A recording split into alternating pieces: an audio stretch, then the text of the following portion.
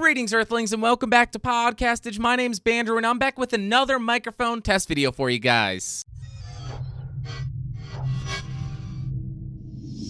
So today I am reviewing this guy, the Samson Q2U recording pack, as requested by our viewer, RL Jashari. Now, this is a dynamic microphone very similar to the ATR 2100 USB, meaning that it has an XLR output that you can run into a mixer or an interface, and it also has a USB output to run directly into your computer. And for the majority of this video, I'm connecting this microphone to my computer using the USB port. And lastly, if you are interested in this microphone recording kit, it'll set you back about $50 on Amazon, and as per usual, link in the description. So in the box, you're obviously going to get the microphone. You also get the microphone mount, but it does not come with a 5/8 to 3/8 inch microphone stand adapter. You also get a desktop microphone stand, an XLR to XLR cable, the USB cable, which I'm using right now, some recording software, a pair of studio monitors, and some documentation. So as far as the build quality, it actually feels surprisingly good for such a cheap microphone. It has an all-metal body,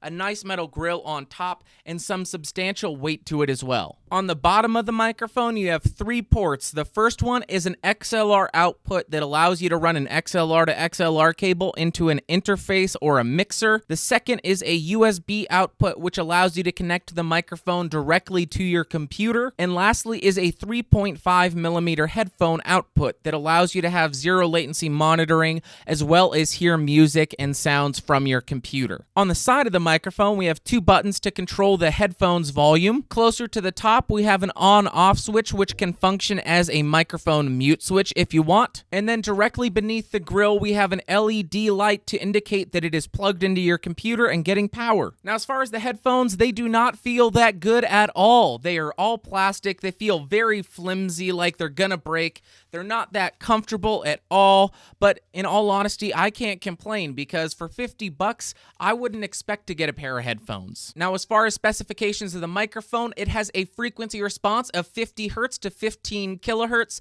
It has a cardioid polar pattern, which we'll test in a second, and it has a sensitivity of -54 decibels. The headphones have 40mm drivers inside. They have a frequency response of 20 Hz to 20 kHz, and they have an impedance of 32 ohms. Now I'm spinning around the Samson Q2U to determine what the actual polar pattern is and how the frequency response and tone change as we move into different orientations around the microphone's capsule. Now I'm banging on a keyboard directly behind the Q2U to determine how much of my voice versus how much of the keyboard it picks up. Now I'm about 1 foot away from the Samson Q2U. Now I'm about 2 feet away from the Samson Q2U. Now I'm about 4 feet away from the Samson Q2U. Now I'm speaking into the Samson Q2U, recording it to my computer using the USB cable. Now I'm recording the Samson Q2U using an XLR to XLR cable plugged into my Zoom U44 interface. And I just wanted to do this comparison so you could hear the difference between the internal interface and an external interface. Okay, so now you can see that I have my sound preferences open. My input gain for the Q2U is set at maybe 22%. I'm going to go ahead and drop it down to 0% and slowly increase it so you can hear what kind of background noise is generated by this microphone. 25.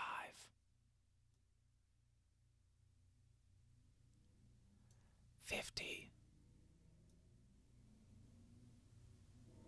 75. 100.